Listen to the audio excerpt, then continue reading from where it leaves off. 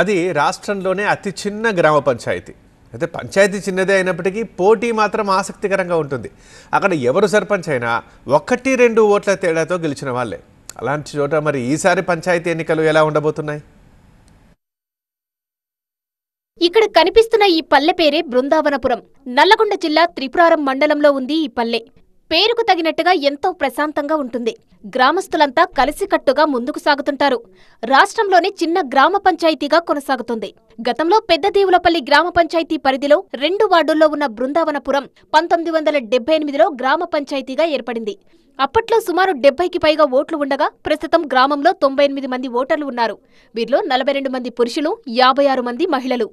బృందావనపురం చిన్న గ్రామ పంచాయతీ అయినప్పటికీ ప్రతి ఎన్నికల్లో పోటీ హోరాహోరీగా ఉంటుంది.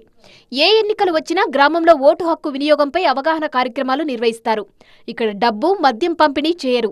ఏ సర్పంచ్ ఎన్నికలోనైనా విజేతలు 4 లేదా 5 ఓట్ల మెజార్టీతోనే విజయం సాధిస్తారు. గత ఎన్నికల్లో సర్పంచ్ అభ్యర్థి 1 ఓటుతోనే విజయం సాధించారు. ఒకసారి ఒక ఓటు ఎప్పుడు చూడు జనరల్ గా 5 ఓట్లు, 6 ఓట్లు, 7 ఓట్లు, 8 ఓట్లు, 2 సార్లు ఎనానిమస్, మిగతా ఎలక్షన్స్ అయినాయి. చిన్న గ్రామ పంచాయతీ అయినప్పటికీ మిగతా గ్రామాలకు ఆదర్శంగా ఉంటుంది. ప్రస్తుత ఎన్నికల్లో బృందావనపురం గ్రామం జనరల్ కు రిజర్వ్ అయింది. గ్రామంలో 98 ఓట్లు ఉండగా అందులో ఓసీ, రెడ్డి 91 ఓట్లు, ఎస్సీ 7 ఓట్లు ఉన్నాయి. ఇక్కడ బీసీ ఓట్లు లేవు. 98 ఓట్లకు 4 వార్డులు ఉన్నాయి. మొదటి వార్డు జనరల్, 2వ వార్డు జనరల్ మహిళ, 3వ వార్డు జనరల్ మహిళ, 4వ వార్డు జనరల్ రిజర్వ్ అయింది. ఈ నెల 14వ తేదీన 2వ విడతలో పంచాయతీ ఎన్నికలు జరగనున్నాయి. చిన్న గ్రామ పంచాయతీ అయినప్పటికీ గ్రామస్తులు కలిసికట్టుగా అభివృద్ధికి తోడ్పాటునందిస్తారు. గ్రామంలో అన్ని పార్టీలు ఉన్నప్పటికీ జెండాలు పక్కన పెట్టి ఈసారి ఏకగ్రీవం కోసం ప్రయత్నిస్తున్నామని గ్రామస్తులు చెబుతున్నారు.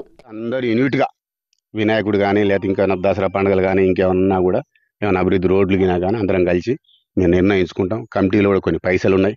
అది కూడా ఉమ్మడిగా కలిసి చేసుకుంటాం. తర్వాత ఎలాంటి వివాదాలు ఉండవు, పార్టీలు ఉండవు, ఏవి ఉండవు. మా దగ్గర ఇంతవరకు కేసులు అనేవి లేవు. ఈ గ్రామంలో రాజకీయాలు కేవలం ఎన్నికల వరకే పరిమితం. ఎన్నికల అనంతరం కలిసికట్టుగా గ్రామానికి కావలసిన వసతుల కల్పనకు కృషి చేస్తారు. గ్రామంలో అందరూ కలిసిమెలిసి ఉంటారు. సమస్య పరిష్కారం కోసం పోలీస్ స్టేషన్ మెట్లు ఎక్కలేదని గ్రామస్తులు చెబుతున్నారు.